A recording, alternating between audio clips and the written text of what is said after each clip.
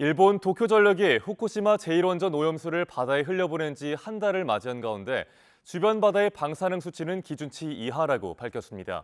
곧 2차 방류가 시작되는데 중국의 일본산 수산물 금수 조치가 한동안 이어질 걸로 보여 일본 어업 분야의 타격은 더 커질 전망입니다. 도쿄에서 김세호 특파원의 보도입니다.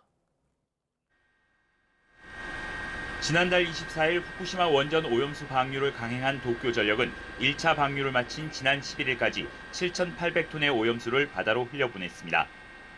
일본 정부와 도쿄전력은 원전 주변 바닷물과 수산물에서 삼중수소 농도를 측정한 결과 지금까지 모두 기준치 이하로 나타났다고 밝혔습니다. 4月24日に開始されたアルプス処理水の海洋放出について、これまでのモニタリングの結果からは計画通り安全に進められています。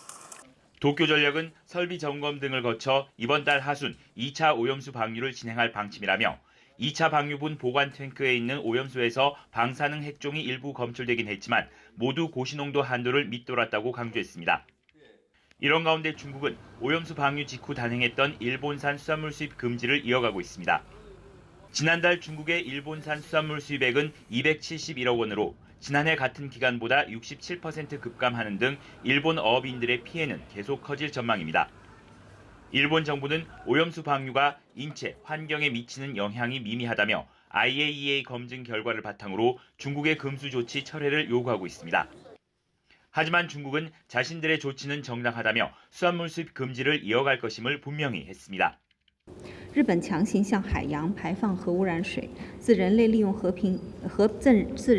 平利用核能以来没有过先例，国际社会普遍对此感到担忧。